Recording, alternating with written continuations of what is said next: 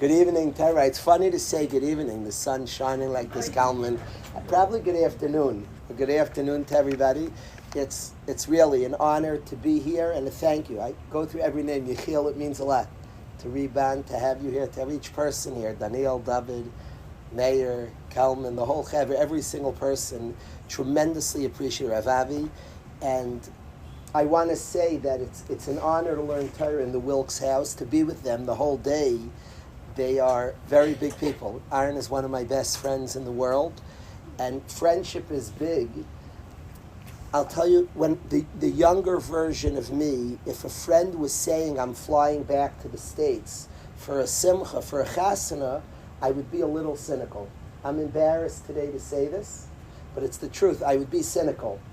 I would say in middle of a zman, you're flying for a chasana, bittul Torah, and there was a part of me that was like, didn't speak nicely of it. That was a sin of youth. And today, it's like, what are you doing better in the world than a friend simcha? Two friends together? Two friends together? I don't know a bigger thing in the world than two people, two friends together. It's funny, this event, now I'm talking. At the beginning, you were schmoozing. I don't say the schmoozing's bigger than the talking. When I really should leave, I should walk in there, like get busy with something, and beforehand we were waiting. It's not like we're waiting for the event. The event is friends to be together. A matter of fact, to say shh, I don't think you quickly say shah to any two yidden talking. I think the only way you have a right to quiet two yidden, somebody speaking, is if by their speech yidden will talk better to each other and closer. Because I don't see a bigger thing in the world in an honest way, in a real way, in a truthful way. If you study Chassidus, and the Slonimer writes this, he describes that a basic of Chassidus was the value of two yidden hanging together, chevra. If you think it's Chassidus, the Gra writes, did anybody ever put down an Erev Tchumim? I did once in my life. With my dad, we were walking to a bar mitzvah. I have to ask Aryeh. Aryeh Weiss, one of my best friends, he's the type, he's very put together, he probably did it. I once in my life put down an Erev Tchumim. My father and I were walking to a bar mitzvah and we put down. Now you're only allowed to put down an Erev Tchumim, they're very specific laws. You're only allowed to do it with tzarich mitzvah, for a mitzvah. Do you know the Gra writes for two Jews to shmooze, you're allowed to put an Erev Tchumim? If you're going to talk to a friend that's tzarich mitzvah, the Gra is like not trying to be funny or cute. The Gra writes that two yidden to speak is a tzarich mitzvah. For that, you could put an Erev Tchum and you're allowed to tzarich mitzvah. Two yidden to speak, put it down, 100%. You're going tzarich mitzvah. Two yidden are speaking. It's a big thing, friendship. Today's, my son had his friend was making a l'chaim in Baltimore. He's in yeshiva by us. My son told me, I'm driving 5 hours to l'chaim. I was proud beyond. His friend will be happy and feel good. I don't know what you could be better busy with in the world. My father was a very, very time-conscious person. There's an irony to it. You would laugh if you knew me better. Those that know me are like, but it's a weird. My father was never late to things. He was very time conscious, never late to a minyan, to a shiur, to an appointment. He was to the minute. And where I came from is a long story, not for now.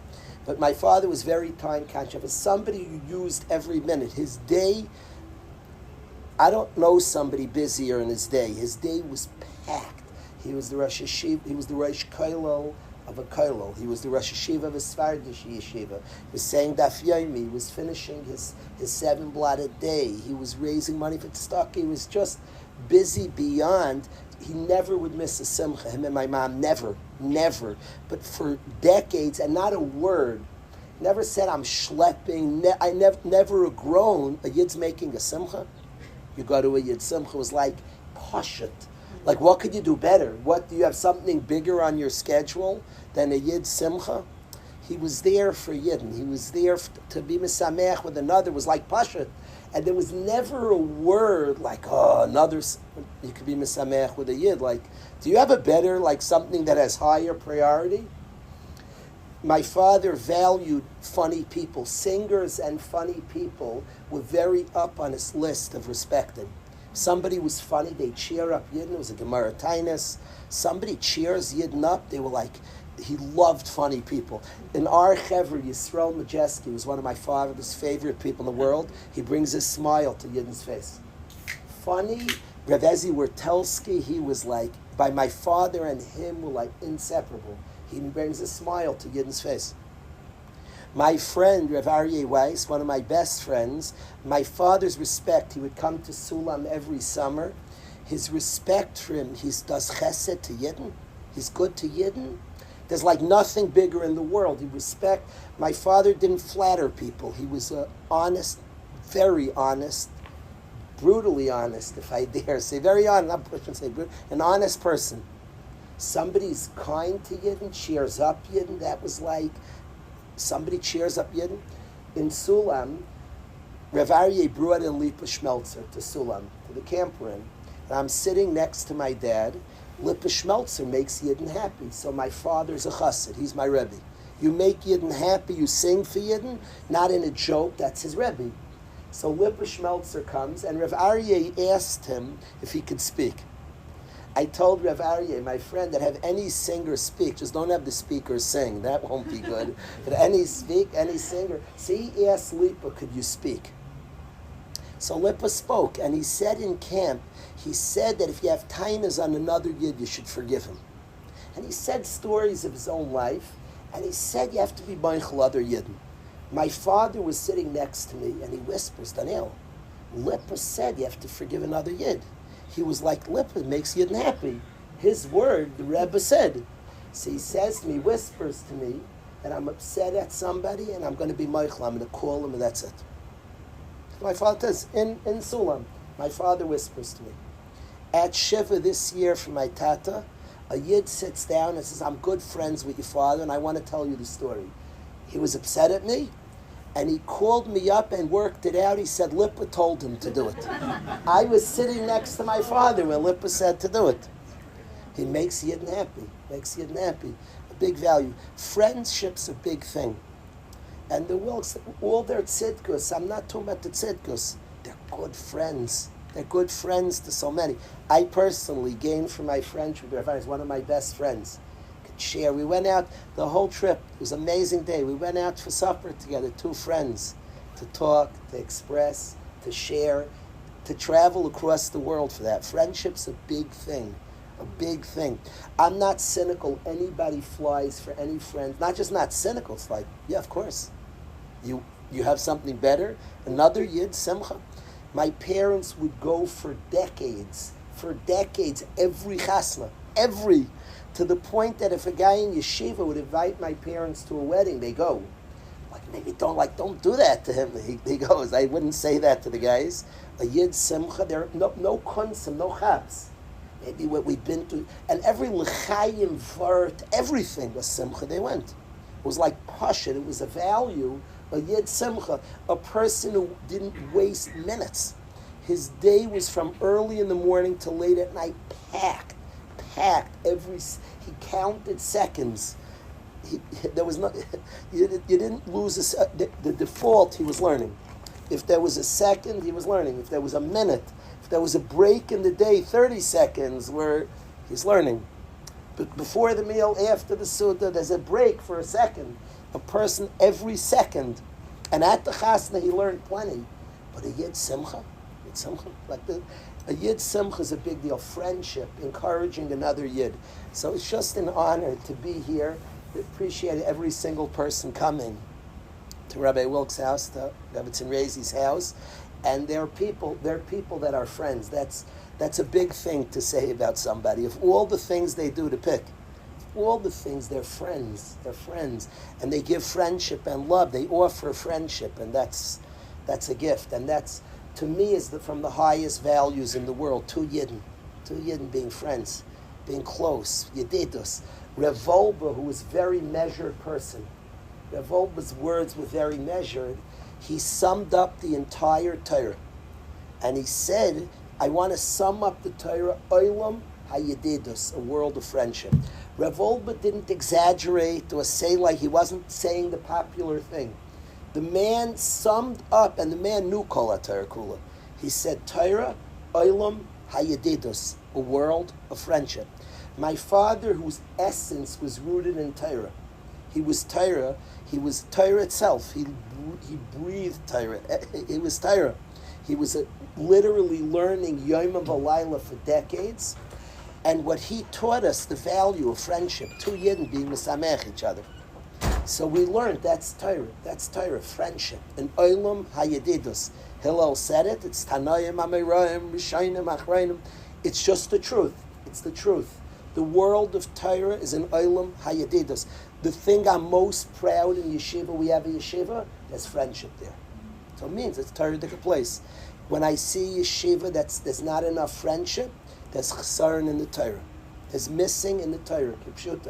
It's friendship's not stressed enough. Friendship, closeness, honesty, just people validating each other, seeing each other, noticing each other, greeting each other. It's a chesaron in the Torah. It's missing in the Torah. The world of Rav Wolbe called Torah Olam Hayedidus, a world of friendship. So that's just what I want to say about the Wilk Mishpacha. Rev Aaron, Rebbe Rezi, they are people of friendship. They're Torah-dik people of friendship. To see another, to recognize. I like coming. I appreciate the friendship. So I want to thank them a lot for hosting this, for hosting me, for running a school that's all about relationship and connection, and for being just people that afford that to their friends, relationship and connection. There's something I want to talk about, but I don't think Yidden can gather right now. I think it would be bizarre and wrong, any gathering of Yidden. And usually I don't like repeating things. If I do it, I just like what's on my mind. And the whole summer, this has to be said tonight. Otherwise, we're out to lunch. Can you imagine gathering Hanukkah and just forgetting to talk about Hanukkah? You gather Pesach and you forgot to talk about Pesach. Yidden gathering, we don't forget to talk about Hashem, our Creator. And we're like present. There's something that has to be said now. What has to be said is we're all on a journey.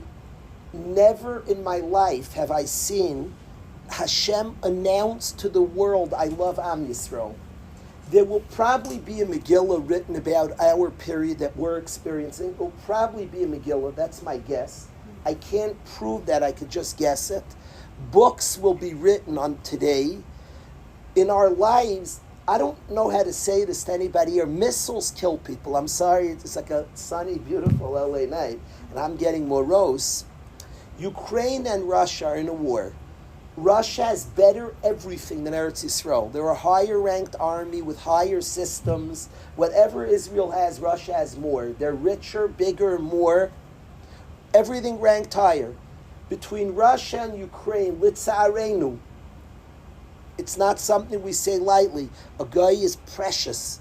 Chaviv Adam. And a million Russians and Ukrainians have passed away, have died. 1 million. With every system, I don't know how to say this, bombs kill. Iran is a top 20 army in the world. Look up on your phones after tonight how many Iraqis died from Iranian bombs. Missiles kill across the world, it's a fact. Any Yid 6 months ago, 8 months ago, a year, we were freaking out. Hezbollah is a real powerful army. A relative of mine who's very intelligent, sophisticated, comes into my kitchen and is shaking and says, Tati, what's going to be? Okay, I gave away who the relative is. Tati. My cousins don't call me Tati. He says, Tati. He said, what's going to be? What's going to be? He was shaking. What's going to be? What's going to be? Just any thinking person. We're next door to Hezbollah. How many? I don't want to say it out. You don't say such things. Iran is a top 20 army in the world throwing ballistic missiles. I don't care what system you have, what tricks. A fight with Hezbollah and Iran is crazy. There is no such thing in the world. Now, the reason we're not dancing in the streets, really, for the next 5 years, Am Yisrael will just be dancing. We're very real people, and we lost a few. And I'm not poo-pooing. Losing one is powerfully painful. And 36 Yidden were nifter in missile attacks. See, Aaron? 12 Goyim, 24 Yidden were nifter from missiles, is 24 more than we can handle. And the soldiers, the precious soldiers of Am Yisrael, that lost their lives, each one is precious. It is a miracle. There's no such thing in the world what just happened to Eretz Yisrael. Doesn't exist. There's no such thing in planet zero. Historically, it's unheard of. They bomb ballistic missiles raining down on Eretz Yisrael left and right. There is no such thing in the world except Ki Imanu Kel, Hashem likes Am Yisrael. Except when I never thought it was true. Like all the time we say, Oyev Amma Yisrael, Hashem likes His people. Haboicher Ba'amma Yisrael Ba'ava, Hashem chose His people. It's really true. And the world's been shown it, a miracle that's crazy, that's wild. My wife and I went on vacation this summer. We were in Montana, and somebody left on our car. We went away for a few minutes to a canyon. Somebody left a paper. It's hanging on my fridge. It says, "We love Israel. We stand with you guys. Your kin. We appreciate you." A little letter. They took time to write a letter, a note on our car. They never get credit. We're never going to meet them. They wrote a letter on our car, "Love your kin from Utah." And any guy looking, what Hashem has announced, but much more important than He's announced to Goyim, He's announced to us. But I have to say, and what Hamas has taught this guy, when we say Am Yisrael, stop thinking there's no such thing as Klal Yisrael. Do you know who Klal Yisrael is? Me and you, and you and you. Us, me. We say Am Yisrael like it's this entity. Who's Am Yisrael? Shem loves Klal Yisrael. He announced to the whole world, and most importantly to us, who's Klal Yisrael? Me. I don't play the game Tisha B'Av. People say it's hard to relate to. That just means you don't know yourself. It's your story. It's my story. I sat this year Pesach, Hamas. I had the best Seder in my life. Since Hamas attacked, they woke me up. They woke our people up. They captured individual Yidden. Keith Siegel is me and you, Am Yisrael. Agam Berger is us. Stop thinking the entity Am Yisrael just means you. And I don't give a flip where you're this place. I don't like the word from anymore. I don't know what it means anymore. It's a dirty word. It's the F curse word. Oyid, Am Yisrael. The Hamas guy said to Keith Siegel, when Keith Siegel was captured by Hamas, the man started making a brach on every single food he ate. Baruch atah Hashem, v'kenim el chaylam b'rei minei mezainis. He figured out, the man went in, his daughter Shiur, who got married a few days ago, and I heard this from his daughter. His daughter said that when he went into captivity, he had never said Shema Yisrael before. In captivity, Keith started saying, Yesh mashma'ot li'ot Yehudi, means something to be a Yid. He starts racking his brain. What does it mean to be a Yid? He's watching television, and he hears a Yid say, Baruch atah Hashem l'kel menachlam b'rei mezainis, and Keith Siegel understands. The man understood. A Yid means you thank Hashem. Emes. A Yehudi is a thanker. Keith Siegel, do you know what it means? The man was starving to death. His mouth was stuck shut from hunger. Do you know that he wouldn't put a morsel, he wouldn't drink a drink, till he said to Hashem, Baruch atah Hashem, Elokeinu melech haolam b'rei minei mezainis. Then he would drink. He wouldn't touch any food to his lips till he made a mezainis. The Hamas guys, if somebody's starving, that's not human, that's like a gadol adar. Somebody's starving, the food goes in your mouth before you think. Keith Siegel discovered, Ani Yehudi, ich bin a Yid. And the man wouldn't put food in his mouth till he made a mezainis. Do you know the Hamas guy, Keith Siegel said this over, that the Hamas guy lost his mind. He said, Reb Keith, atolo dati. He said, you're not from. Hamas guy said the curse word. I don't mind saying Lashon Hara on him. Said, Keith Siegel, Tolo Dati, you're not from. I'd like to answer. Keith didn't say this. I want to say, you idiot.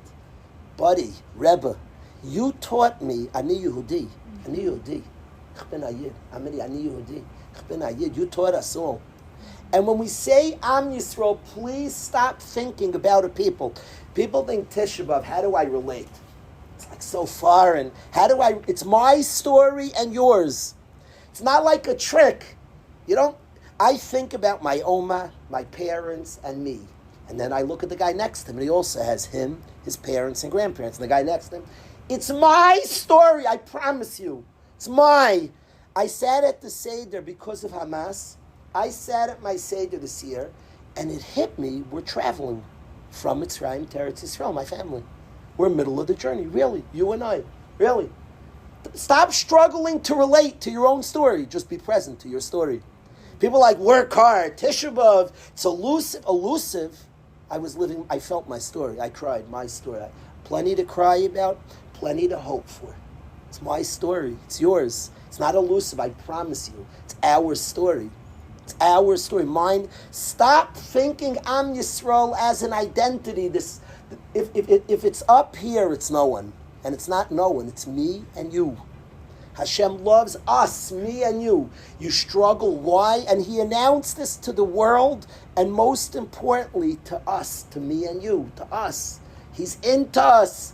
It's an unfathomable nace. We're thinking Iran, nuclear weapons, like the big... they're really just 6 weeks away. Don't be so nervous. 6 weeks. There's a long time. No, it might be 2 months. It really might be. Nuclear... A top 20 army in the world, angry, throwing, looking to kill. It's a miracle unheard of in our lives. There's no such thing. Nowhere in the world it doesn't exist. I don't know, people like don't have, like by us, we don't know bombs kill. We thought it's just like hits empty buildings. They always go to fields. They have deep attraction, bomb to empty fields, like deep. It's a miracle of crazy proportions that there'll be a Megillah about Pashtus. And if not a Megillah, many books will be written. This is our story now. To talk, I have things I want to share. I'm going to learn a Gemara together. But not to talk about this, I just be weird. I promise my kids I'm not being weird anymore. That's it. No more weird. Why embarrass the family? It would be any conversation now for Yid not to gather and be in a matzav. We'll sing about it. Mayor, where's Mayor Amiri? We're going to sing. This is not to be present to a miracle to me and you, that Hashem, our Creator, has announced to the world, and most important to us, I'm into you. I don't know how to tell this to you. I'm into you. A lot. I like you. That's what Hashem is saying. You struggle with that. You don't want to accept that. You think you're not from enough for that. Hamas says you're not from, Keith. Ani Yehudi. I'm a Yehudi. I'm from the Am Hashem. I thank Hashem, I'm present to Him. Yesh mashma'ot liot Yehudi. It means something, a Yid. It means something real, a Yid. A Yid means something. And Hashem has said, I'm into Yehudim. I like Yid. And I don't know any other. If you have a different explanation, please stand up and tell us all, please. And if you think, no, it's not him. Some guy wrote a book. After the 6th day war, a guy, Azach Chacham, said it's not a miracle, the 6th day war, and he has a whole shtickle Torah. Israel had every right thing, why it all makes sense. Azah Chochma, that all makes sense. That punkt Israel, of all the countries in the world, has all the right weapons and the right things. They gave a whole, like Chochma.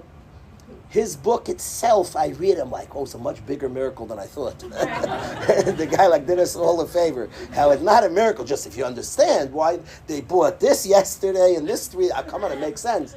It's a mitzvah to read the book, to see how big the miracles. After you've done the book, the miracles, at every miracle you thought, it's much, much bigger. The guy did a good job, and he's showing you the Teva Shabbat. Well, the best case for Hashem, Mamish, a book that the only conclusion is that, wow, Hashem, I didn't chap all the miracles. Mamish, he just details all the miracles of all the things people thought of. Mm-hmm. We just experience, it's happening now. I can't look at Yidden and gather, and I have things I want to say, but I just promised my kids not to be weird anymore. Gatherings of Yidden have to be present to thanking Hashem. Hashem, we're absorbing. Now I want to say, it's not to say all of us have stuff. We're going through stuff. So we absorb the kindness and we're blind. I promise we're not. We're people who feel and grieving and feeling. The individuals, we're feeling their stories. We're feeling their stories. We're feeling our own stories and our own difficulty. And increasingly, we're a generation that feels. I have learned to cry. You're not going to believe it, Yechiel. I think the guys in Yeshiva are as big as Moshe Rabbeinu. Because Moshe had to hit a rock to make it bring water out. And the guys, without hitting me, from my stone heart, have brought tears. They've gotten water without hitting. And we're learning to cry for our stuff. It's good to cry for our stuff. Feel your stuff. I'm not speaking about Hashem's love of us to ignore the challenges. I'm actually saying that we could feel Hashem's love and sense, even in the challenge, He's working with us. Allow me to share, and I want to get to what I want to talk about, but I just don't want to be weird. So we're starting here, then we'll get to a Gemara. I wanted to learn with Moshe David, with the Chevra, a beautiful Gemara, but has to be spoken about. Probably, I'm a very visual learner, and somebody said a visual, and then we'll sing to this after this. Somebody said a visual on Tisha B'Av that blew my mind. The Bluzhev Rebbe, we feel a connection in our community. Rabbi Feiler's wife is a great niece of the Bluzhev Rebbe. The Bluzhev Rebbe is a Welt Tzaddik. In the summers, I'm with Rai Teitelbaum, and him and his wife are great nephews and nieces of the Bluzhev Rebbe. So we feel quite connected to him. Many of us here, I have read tales of the Holocaust, have read the story of the Bluzhev Rebbe. He went through remarkable loss in the Holocaust and amazing miracles. So you know the Bluzhev Rebbe would sit on the floor, Tisha B'Av night, sat on the floor at the Suda Mafsekis right before Tisha B'Av. One of the saddest moments in the year. He's crying, he's on the floor, you eat alone, you don't sit with anybody, you don't make a zimun. Could you hear me in the back? I apologize. You don't make a zimun. And the Bluzhev Rebbe sitting on the floor, he had a minhag that is life-changing to me. Do you know the man would have the afikomen? He would eat a piece of afikomen. I want to explain it. That minhag, it's worth to be born for, to hear that somebody had such a minhag. Somebody who went through a lot of pain. Did anybody ever hear of such a minhag in their life? The Bluzhev Rebbe would sit on the floor at night on Tisha B'Av, and the man would eat the ashes, the bread with ashes with the egg, and he would have a piece of afikomen. I'd like to explain the minhag. The minhag is... Thank you so much. Thank you. Thank you. L'chaim, l'chaim, l'chaim. Baruch atah Adonai. Heinu melech haolam, she'akol niyeh b'dvarei. Amen. Ki Sigel is me, and I'm Ki Sigel. And we get a drink, you make a bracha. He's since learned it's not a mezainis, but trust me, his mezainis beat my shehakol any day of the week.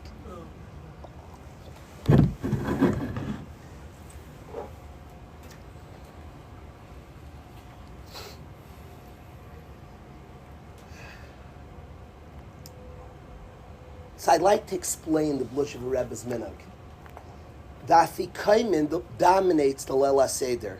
How many Siddharim here, when my kids are arguing, one steals the afikomen, the other one steals it from the one who stole it, and then they argue who stole it, who's getting what. The afikomen dominates the Seder. I love it. I love it. It's beautiful. Why is the afikomen? The afikomen represents the beauty that's yet to come. It's the bigger half we put away, afikuman, the dessert that's yet to come, and represents that all our struggles and journey, there's a beautiful ending coming. There's good stuff coming.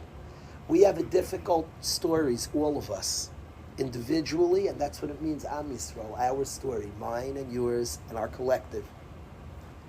And our story has difficulties along the way, but Hashem's bringing us somewhere.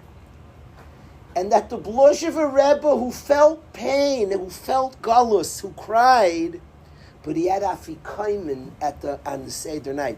Anybody who knows the Jewish calendar knows that the night of Tisha B'Av is the same night as the first night of Pesach. Every year falls the same night. And it's the same night the Bluzhever Rebbe ate a piece of Afrikaans. Beautiful. Because he said that all the difficulty, it's hard, Hashem's bringing us somewhere. He has a purpose. There's a difficulty and we don't always feel it, but he's bringing us somewhere. The Ribnitzer Rebbe, one of the great places in America. I advise everybody here, get on a plane. LA is gorgeous. You have no reason to leave. But the Ribnitzer Rebbe's kever, go there.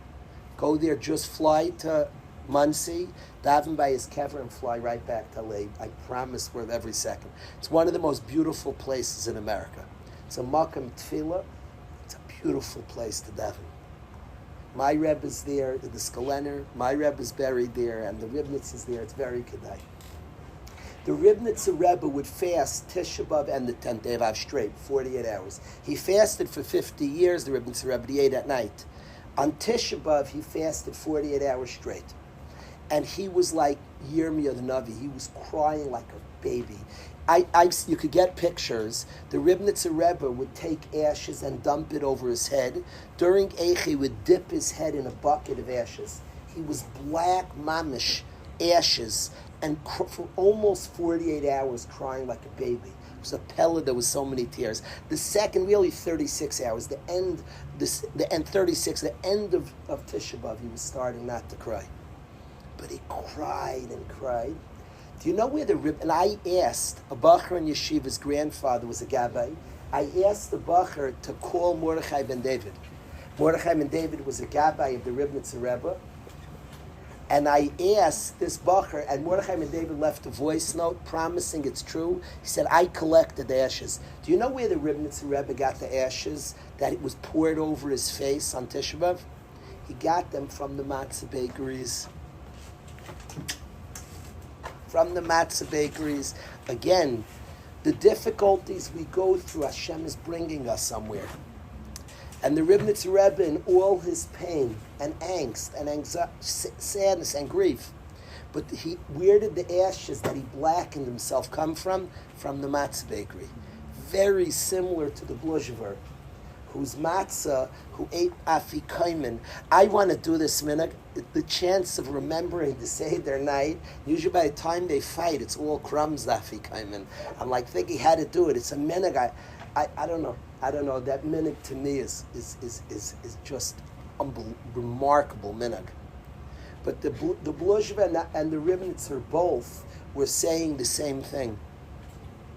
And the story of our people is even the difficulties. We understand Hashem's bringing us somewhere. Now, I don't say this not to cry, not to feel, not to be in angst, and not to feel, of course, feel our stuff. We cry. I say this that Keliyata Vaideka, Hashem, we absorb your kindness, that you clearly show us. We're there, we're present to it. Elokai and Midas Hadin, we have difficult things. Aremek Amiroimim you. I understand that you have a plan. You have a plan. I'm going to feel it. I'm going to scream and cry and yell, but I know you have a plan. So I want to sing to our situation. Mayor, if we could, let's do the Balatanyas. We're quoting all these Rebbes. We should sing a Rebbish song. The Balatanya composed the Keliyat Vaideka. The words are from David HaMelech. The tune is from the Balatanya. I'd like to sing together Keliyat Vaideka. Then one more Rebbish song. We should sing the Barditchev. Then I want to learn together. Then now we're ready to meet. But this was all not to be weird. Come, Max. Come. Thank you, Mayor. I thank Mayor Amiri, a very close friend, for being here and for bringing his guitar. Thank you.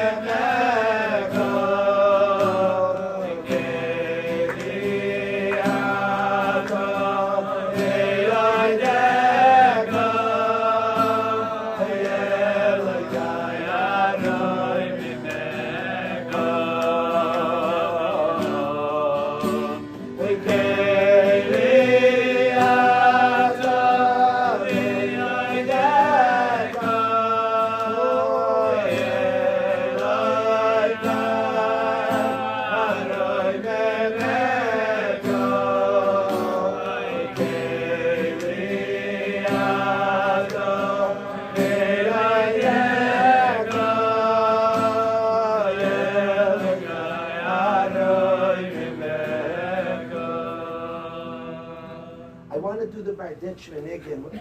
Can we do the Barditch thinking about Am Yisrael? I think the Barditch who so believed in our people, who championed our people, he's so validated today. Today Hashem just said, I agree with the Barditch. Hashem spoke. He spoke. He likes us a lot. It's open. It's out. The secret's out. This is a world of Olam. It's usually Helam. You don't usually experience such nisim like this. This is different. And Hashem has said, I like Klal Yisrael, Am Yisrael. I want to sing the Barditchva. He was right. So let's sing his song.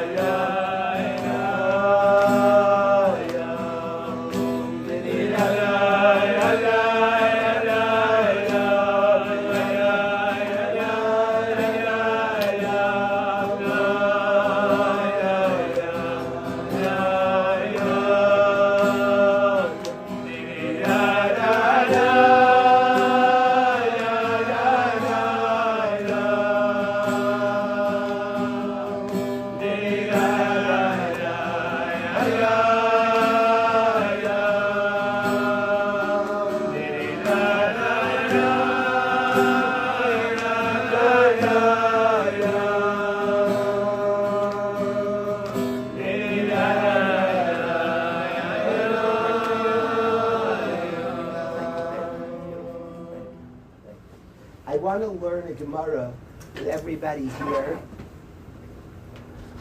The backdrop of this Gemara that I want to study. The last year we were Zeich in this backyard to learn a different Gemara Brachas and a Sfas Emes. I want to learn a different Gemara than we learned last year.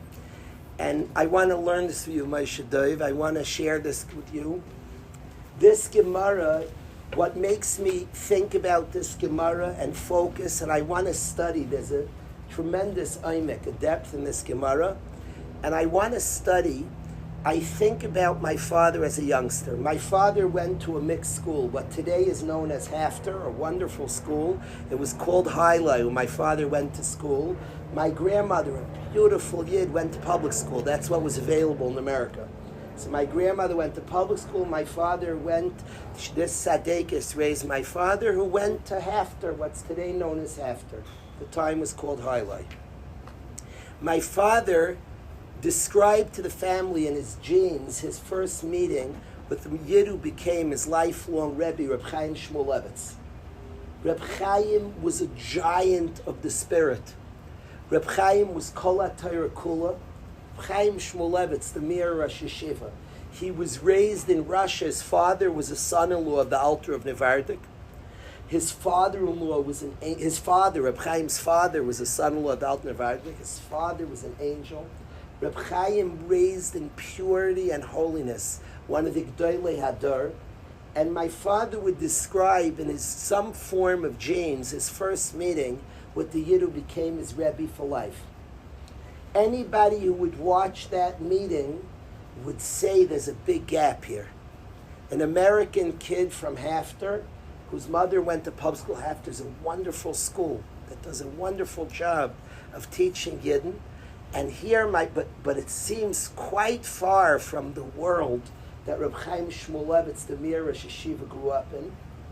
And that meeting that we think about in our family, of my father meeting Reb Chaim for his first time, he's described it to us a number of times. I think about that meeting when I learned this Gemara. My Rebbe grew up in America. He was from the Frum kids in America, and he went for his first meeting with the Yid who would become his Rebbe for life, Rav Aaron Kotler. Rav Aaron Kotler is Sar HaTorah, Prince of Torah. My Rebbe, in order to show respect, he was meeting a Gadol, put on a nice ring. To meet the Gadol Adar, he put on a ring. The ring he wouldn't wear stam. To meet a Gadol B'Yisrael, he put on a nice ring to meet the Yid who would become his Rebbe for life, Rav Aaron Kotler. These two meetings are what I think about when I learn this Gemara. And I want to talk about us, about you and I. A lot of our kids are starting school years, and I want to talk for a few minutes about that experience.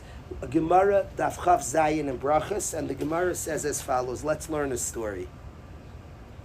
The Gemara says like this.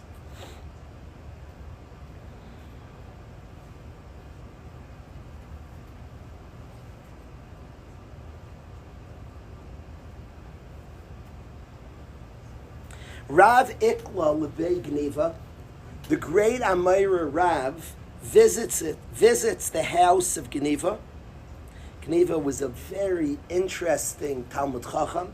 Gemara in Gittin, he's mentioned 4 times, a conversation about Gniva. Rav visits Gniva's house. Vitzali shel Shabbos be'erev Shabbos. Rav davens Shabbos on erev Shabbos. He makes an early Shabbos. We're going to talk about this. Every detail the Gemara is relevant, eternally relevant. There are no extra details in a story in the Gemara. So Rav visits this Beis Medrash, and he davens an early Shabbos. Everybody has the Gemaras that like hit them. Any Gemara that speaks about being early is like very sensitive to me. A guy being late. So already I'm like the Gemara, I get curious. For me, probably the last time I davened an early Shabbos, I buy the Wilk's bar mitzvah. I don't do much early in my life. But Rav davens an early Shabbos. So he visits Geniva, and he davens shel Shabbos be'erev Shabbos, which we're going to talk about what that means. Rav davens early. Then, Vavi Matzli Rabbi Yirmiyah bar Abba lachure de Rav. Rav Yirmiyah bar Abba, who's a student of Rav, does I'm very visual. This is bizarre. You know, in a big shul, people look where to sit. Rav Yirmiyah bar Abba does the weirdest thing. He goes right behind his Rebbe. Many learn literally. His Rebbe's davening Shemon Esrei, and Rav Yirmiyah bar Abba shows up. He's looking around, goes right behind his Rebbe, and kind of awkward, he starts davening right behind his Rebbe. Literally encroaching on his airspace, and he's davening right behind his Rebbe. So again, let's get the information. Rav is davening Shabbos on Erev Shabbos. Rav Yirmiyah bar Abba, in this wild scene, looks around the shul, sees his Rebbe davening, and starts davening right behind his Rebbe. The third and last detail we're told in the story is Visayim Rav. Rav finishes his Shemon Esrei, and like is ready to take his steps back, but alas, Rabbi Yirmiyah bar Abba is right behind him. V'loi paske l'tzilusei Rabbi Yirmiyah. He didn't interrupt the davening of Rabbi Yirmiyah. He doesn't take steps back. Rav sits there waiting for his student Rabbi Yirmiyah. Says the Gemara, from this story we learn three things. Says the Gemara, Shma mina tlas. We see from this story three things. Shma mina, the first thing we see is Mispal Adam Shel Shabbos Be'erev Shabbos. A person can or should daven Shabbos on Erev Shabbos. One. Two is Shma mina Mispal al Talmud Achure Rabbi. A student's allowed to daven right behind his Rebbe, or not only could, but should. Mispalel Talmud Achure Rabbi. A student should daven right behind his Rebbe. That's where you should go. And Shma mina Asr Lavid Kenegra Mispalim. You're not allowed to, when you finish Shemona Esrei, this is Halacha Yisayma, you're not allowed to take steps back. If you finish Shemona Esrei, you're not allowed to go into somebody's Dalet Amos. You're not allowed to pass by somebody davening Shemona Esrei. Within their Dalet Amos, somebody's davening, you can't walk in that space. And that's why Rab didn't take steps back. So three things we learn. A Yid could daven Shabbos on Erev Shabbos. A Yid should daven right behind his Rebbe. And you should not walk by somebody davening. Now, two of those three, we paskin. Has anybody here ever been to an early minyan? My hand won't go up. But probably most people's hands go up. Everybody davens early. Yeah. So that's true. Mispal Adam Shabbos Be'erev Shabbos. The halacha, not perfectly widely kept, but a halacha nonetheless, you don't walk by somebody davening Shemona Esrei. I saw Kalman keep it tonight, here. Somebody was davening Mincha here. He wanted to say hello. I was fired up to see Kalman. We're close friends, and he didn't go in front of the guy because he knew this halacha. And he saw him, and he didn't go. He went around to greet because he kept the halacha, that bashkacha we're learning. So these two, and the third halacha is a Talmud davens behind his Rebbe, three halachas. The Gemara says these three Shma minas. The Gemara then asks later on, the Gemara says, it doesn't even challenge the Shma mina. It said, how does Rabbi Yirmiyah do that? How did Rabbi Yirmiyah daven right behind his Rebbe? Frek the Gemara, Rav himself, this is awkward, his Rebbe himself said, Lo'olam al yispal al adam, a person never should daven achure Rabbi. You're not Rav himself. His Rebbe said it's a chutzpah, don't daven behind your Rebbe. And Rabbi Yirmiyah Rabba davens behind Rabba. Azach chutzpah. His Rebbe said Shiur, said you are not allowed to daven achure Rabbi. And Rabbi Yirmiyah does it. Furthermore, the Gemara brings from a Tana, that's an Amayra. Rebbe Eliezer said, "Hamispal lachure Rabbi goyrim l'shchina shetisalik me Yisrael." If you daven behind your Rebbe, you drive away the Shechina. So, frek the Gemara, how in the world did Rabbi Yirmiyah bar Abba daven behind Rav? Rav himself says you're not allowed to do it. And furthermore, Rebbe Eliezer says if you do it, you drive away the Shechina from Klal Yisrael. Whoa, harsh. And yet Rabbi Yirmiyah bar Abba did it. Answers the Gemara, really a Talmud's not allowed to daven behind his Rebbe. Rabbi Yirmiyah bar Abba was a Talmud chaver. He wasn't just a student, he was a friend and a student. A friend and a student is a higher level. A friend and a student, maybe he was the same age, called a Talmud chaver, he's allowed to daven behind his Rebbe. And the kasha I had learning this Gemara is the Gemara immediately says three Shma minas from the story. And it doesn't even challenge that. It challenges how Rabbi Yirmiyah bar Abba did it. The Shma minas, when you read the Gemara, sound like a conclusion. And the other two are halachas. That's how we paskin. The Gemara says, Shma mina, a Talmud should daven behind his Rebbe. When you finish the Gemara, a Talmud absolutely should not. It's a big mistake. You actually drive away Hashem. Rabbi Yirmiyah bar Abba was a unique type of student. He was a friend. So a Talmud shouldn't do it. But it says a Talmud should daven achure Rabbi. What's going on in this Gemara? It says Shma mina, a Talmud should. And in the conclusion of the Gemara says, a little qualification, a Talmud, it's horrible to do it. It's just a different type of student. He was a Talmud Chaver. What's happening in this Gemara? So I'd like to say pshat as follows. I'd like to share with everybody like this. Taisvis and Rashi both say, Taisvis in his first pshat, Rashi, the reason a student should not go right, the Rebbe's davening, picture the scene, the Rebbe davening. Says Taisvis and Rashi, you know why a student shouldn't daven right behind him? Gaiva, it's arrogance. If you ask most big people, is that your Rebbe? You ask a certain God, I have a certain Rebbe, and I asked him, is so-and-so your Rebbe? He said, oh. It's like a gaiva. Nobody walks around, my Rebbe is. It's a gaiva. I want to, I aspire. Am I a Talmud of such a... Rebbeim don't call Talmidim, because it's a gaiva to say on it, he's your Talmud. Whoa. And Talmidim rarely call Rebbe, he's my Rebbe. They don't brag. They're like, I'm aspiring. So it's a gaiva for a Talmud to walk right behind his Rebbe. It's a gaiva. But I want to tell you a secret. Really, your place is right behind your Rebbe. Shma mina mispalo Talmud achure Rabbi. A Talmud has to know what your Rebbe shaykh to you. So are you. We look up to a Rebbe. People learn by a Rebbe. What the Rebbe shaykh, every one of us, he's a Yid. He's a Yid. I used to call people, I was impressed with tzaddikim. Since my Rebbe and Mamas taught me, I now call big people Yid. A Yid. Moshe Rabbeinu is told in Shemayim, Moshe Rabbeinu is told, Lech Reid, go down to Am Yisrael. And Rashi said, I only gave your gadlus b'shvil Yisrael. But tzaddik is, we're shaykh to what he has. He has it, a matter of fact, for us. He's a Yid, and Hashem gives him for Am Yisrael, because of Am Yisrael. A Talmud really should daven behind his Rebbe, except it's a gaiva. Don't tell everybody. Know in your heart you belong there. Rabbi Yerim bar Rab was the same age as Rabbi Yerim bar Rab was the same age as his Rebbe.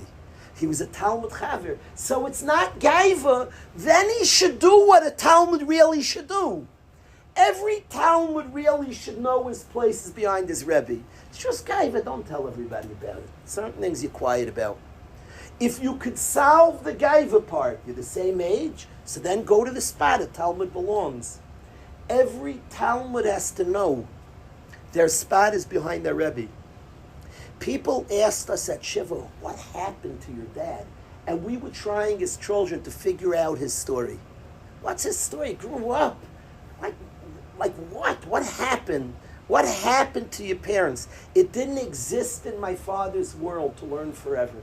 In my mother's world, to marry a koil guy, to sit and teach Torah, to be a person who learns and teaches Torah, it didn't exist in either of their worlds. So we were like, what happened? You know what happened? They're Yidden. And you know Yidden are shaykh to like everything? And every Yid, we're shaykh to everything. You see that great person in the front, whoa, that's just you and I. I see Keith Siegel as you and I. Keith Siegel is the Chassidish guy in Williamsburg, the Balabas in Lakewood, the Koil Yevon Light in Teaneck. It's us, it's me and you. He's us. I see the tzaddik in front also is you and I. It's a tzaddik, he's a chayid, and we're all shaykh to that. Really, a Talmud davin zachure Rabbi. We're shaykh to everything. Really, shaykh to everything. It's a gaiva. Don't announce it. If you could solve the gaiva, then go, at least know it. The Gemara Shma Mina is not a chazara. It never says, no, it's not. The Gemara Shma Mina is a conclusion. A Talmud davin zachure Rabbi means he sees the Rebbe Shemon Esrei, he sees the Rebbe, he's like dazzled. You should know every relationship to God. You daven right behind him. Go right there. Okay, don't do it. A little arrogant to tell everybody this. Keep it your secret. If you can answer Gaiva or Bir Rabbi was a Chaver, then do what a Talmud should do, should know. Yispal Talmud, Achure Rabbi. That Shema Mina, that's not Chayzer. The end of the story is like magical to me. What was the third Shema Mina? The Rebbe turns around. I'm like, when I see the first part of the story, I think about my father meeting his Rebbe. The American kid meeting his Rebbe. I think about my Rebbe meeting his Rebbe. And my Rebbe and my father knew what both of those tzaddikim knew, which is why they impacted their Talmidim. That every year is shaykh to like the biggest things. We're shaykh to big things. And the Rebbeim understood it, and thankfully, because the Rebbeim understood it, the Talmidim understood it. Yispal Eloda Machure Rabbi. You see his Shemain Esrei, you see his Dveikus, you see his Sidkus, you're shaykh to them. You're shaykh. Anybody sees it, says, whoa, this is like a mismatch. This is no fit. This is like the Sarah Torah and a person wearing a ring. A yid and a yid. What are you talking? What are you talking? Yispal Eloda Machure Rabbi. And the end of the story is dazzling. The Rebbe turns around and doesn't interrupt his Talmud Shemon Esrei. The Rebbe turns around and is not mafsik l'tzilusei to Rabbi Yirmiyah bar Abba. Rav turns around and Rabbi Yirmiyah bar Abba, who the outsider says, you're davening behind your Rebbe. What? He said, I'm shaykh. I'm shaykh. Daven's right behind his Rebbe, right behind Rav, right behind the giant. He says his dveikus, I am shaykh to it. He stands right behind his Rebbe, right there. I'm shaykh to everything. And then the Rebbe turns around. And the Rebbe sees his Talmud. So I'm not interrupting Hishman Esrei. Hishman Esrei, I won't interrupt. This giant, this Talmud Shman Esrei. Beforehand, people said, what's he shaykh? Now the Rebbe, in respect, in celebration and appreciation to the Talmud Shemana Esrei, the Talmud's Avodah, that reaches God himself. The Rebbe's not mafsik. The Rebbe doesn't block.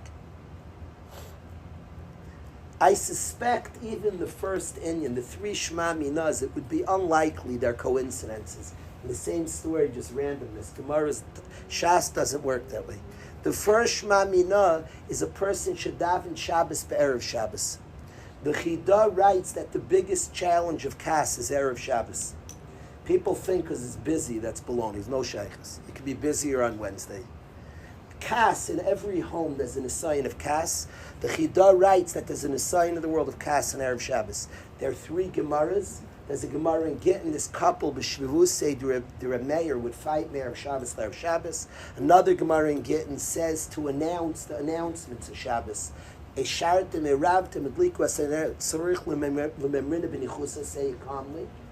challenge of Kas. And the Gemara in Shabbos, that Hillel, somebody tried to make him angry, Rashi says, Erev Shabbos Haya. So the Gemara is, there's a big inyan of Kas. The Pshat is Kas and Erev Shabbos. The Pshat that there's Kas is because it's the most distant from Shabbos. Shabbos, a Yid lives, Hashem runs the world. Friday is the deepest into the 6 days of work. You're the most distant from Shabbos Kodesh. You're 6 days into Gaiva. Koichi vaitzim yadi, my strength, my work. And the danger of Erev Shabbos is Kas. You forget Hashem runs the world. He decides, I want, I need, mine. You're the most distant from Shabbos. That's Erev Shabbos Kodesh. Why this Kas?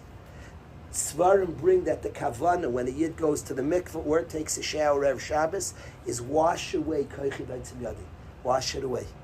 All that sweat that says my power, I control the way I want it and need it and can create, wash it away. Have in mind, Hashem, I accept your world.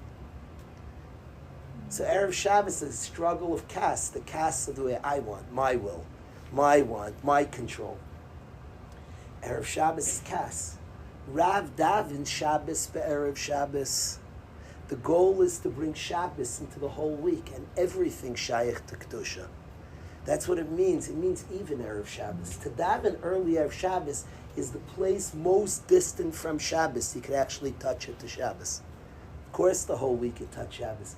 But Rab Mispalel Shabbos be'erev Shabbos, even in that space, most distant from Shabbos, he davens. The energy of Shabbos, Hashem runs, well, the Kedusha of Shabbos, the holiness. There's no place that Kedusha doesn't reach. And in that world that Rav Davin Shabbos be'erev Shabbos, his Talmud walks in. What does he see in his Rebbe? Kedusha reaches across the world. And he says, even to me. And he davens right behind his Rebbe. And maybe it's only for him, only Kedusha reaches across the world. There's no place, there's no Yid that's separate from this. And encouraged by his Rebbe who's davening Shabbos be'erev Shabbos. who in a space that looks distant from Kedusha, he says is Shaykh to holiness, is Shaykh to Shabbos Kodesh. Comes his Talmud, understands. Sometimes we feel distant. Sometimes we say, I know my mistakes, I'm human, I err all the time. He davens right behind his holy Rebbe, because he says all of us are Shaykh to Kedusha. He davens right behind his Rebbe. And the beautiful end of the story is the Rebbe doesn't interrupt the Talmud Shemon Esrei. It's a gorgeous ending to the story. And I want to say that I see in my father, I see in my Rebbe, my story, and yours, our story. I see in the story, we've had a long trip in Gullus, us people, us, me and you, our story. And it's been a long trip, and there are times all of us have moments feel very distant and far. I don't care how stark, that's an external thing. The starker feel this more than anybody. We all have moments feel very distant, because there's challenges for sure. There are challenges for sure, and we feel very distant. Look at the greats, look at people that are plugged in and attached, and understand that that's you and me. We have Shaykhus to Hashem. See the Rebbe, see the Rebbe, see the Rosh Yeshiva, see the Tzaddik, and understands. We have, understand you and a Yid is me and you. He's a Yid. He's one of our leaders, one of the people who reminds us of what we're Shaykh to. We are Shaykh to Hashem. We're Shaykh to our Creator. We're Shaykh to be close to Him, to pray to Him, to be godly and kind like Him. We're Shaykh to very big things. Yes, we have challenges. Yes, we have struggles. Yes, we're very human. Me and you are Shaykh to really big stuff. And understand when you see somebody praying who looks like, whoa, understand you belong right behind him. Mispalel Talmud Achure Rabbi. A Talmud davens right behind his Rebbe. The Rebbe actually teaches him what he's Shaykh to. That's the good Rebbe. The Rebbe actually shows. My father taught us all. He liked skiing. He liked the Yankees. He was a normal American kid who showed us, whoa, we're Shaykh to like everything. Everything. And the external eye would have seen him meet his Rebbe of Chaim Shmulevitz and would have been like, whoa, quite the separation. Rav Aaron Cutler's early Talmidim, who I love, and my Rebbe was amongst them. Any outsider would have seen division, but that's external, that's poor eyesight. To anybody who understands, Mispalel Talmud Achure Rabbi, a Yid is Shaykh to everything. To Hashem, to his whole Torah, we're Shaykh to very big things. Don't feel it's bigger than you. It's added. It's not. It's not. We're Shaykh to big things. Mispal Adam Achure Rabbi. So I wanted to share this amazing Gemara with everybody here. I think it's the job of a Rebbe that makes his Talmud aware of this. The end of the Gemara that Rav sees Rabbi Yirmiyah bar Abba daven and doesn't interrupt his Shemon Esrei is remarkable. It's remarkable. I mean, the Rebbe Shemon, Rabbi Yirmiyah bar Abba is davening. He's praying to Hashem. I'm not interrupting his Shemon Esrei. No way. No way. Rabbi Yirmiyah bar Abba Shemon Esrei. That's the essence of a Rebbe. That's Rav. That's the person whose very name is Rav. A Rebbe, a Rebbe, a Rav. The word Rebbe, the word Rav, what does it mean, Rebbe? Aseh lecha Rav. Rav means understand, we're Shaykh to a lot. Rav means a lot, large, big, more. A Rebbe means Harav Shali, the one who tells me I'm Shaykh to Rav. That's what Rebbe means. My Rebbe. The one who taught me that I'm Shaykh to big things. That's the definition of a Rebbe.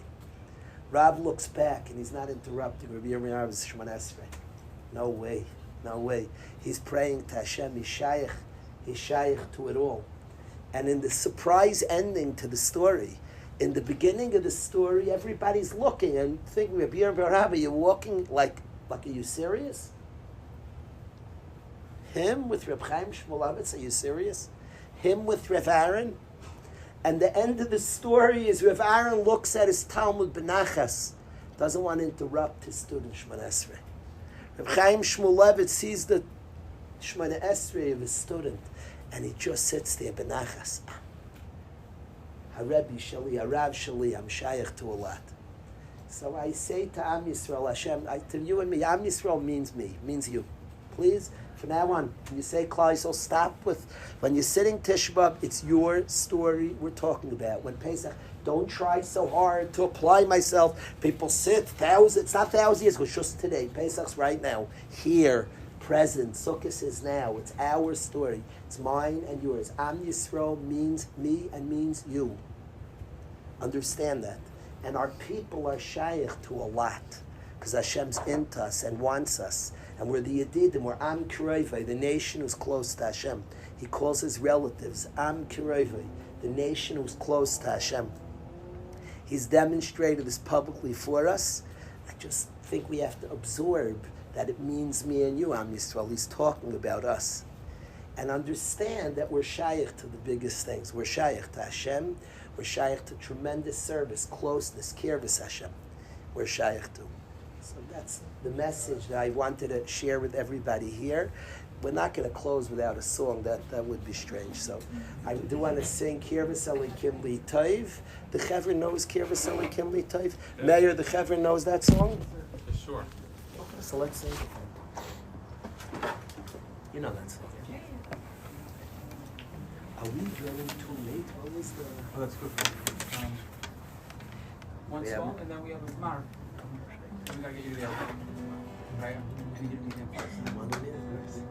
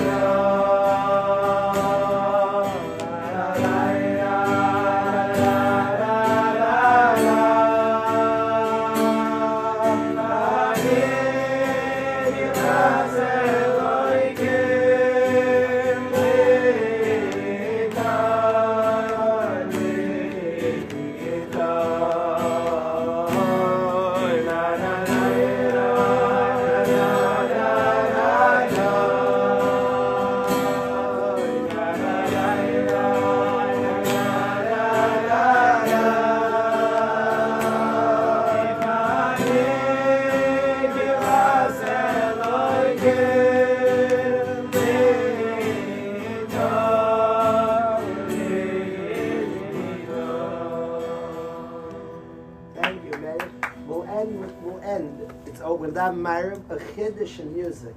There's not much I could teach, certainly not Meir or anybody about music. The guys in yeshiva make fun. We sing the low parts a lot in yeshiva David. It's an oddity. And the reason we sing the low parts, the low part is the friction. Low parts are not as beautiful as the high part. But you sing the low part a lot, it sets up the high part. We as Yidden, we cry our pain, we feel our story, but we know there's a high, good part coming. But you have to say, I like the low part sets up the high part. I don't like when people rush to the high part. We sing the low part, guys, again, and then let's cry and feel there's a high, good part coming. Were you ever in a shul, Chev, when the low part sounds too good? What do you know is about to happen? The high part blows up. You hear in a shul, they're singing Mimkaimcha, too high of a key. They make the low part too pretty. The high part never works. They didn't cry. They didn't do a proper low part. The low part's the low part. The low part is the friction of our lives. It always sets up. And the more you sing the low part, the more pretty the high part sounds. Yeshiva, bizarre, you heard of Ani, can we do it again? Get to like excited, let's go. There's Ani Kirisal, can we tell you there's a journey there. The low part's the journey and the story. It's not as pretty as the high part, but it sets up the high part. We sing the low parts a lot. Again, one more time. Let's cry a little more. We'll get there. We'll get the good part. The high part's coming. And if the low part you do too pretty, you destroy the high part. In shul, if you've been a chaz, in the shul, you know it's coming. Kalman, you felt this, no? When the low part's like way too high, and you know, they didn't cry. They didn't do a low part. And here we have a beautiful musician, a beautiful person, but you knew to do low parts just perfect. Thank you, Megan. Thank you. You know what I'm talking about when the low parts are too high? And while it's happening, everybody in shul knows, oh no.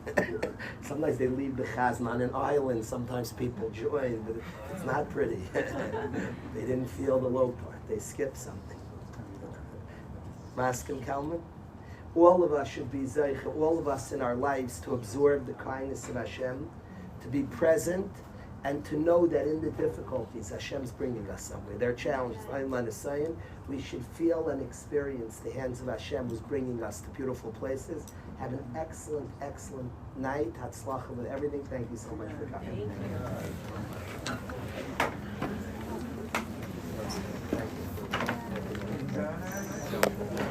Thank you. Thank you, Hashem. Thank you.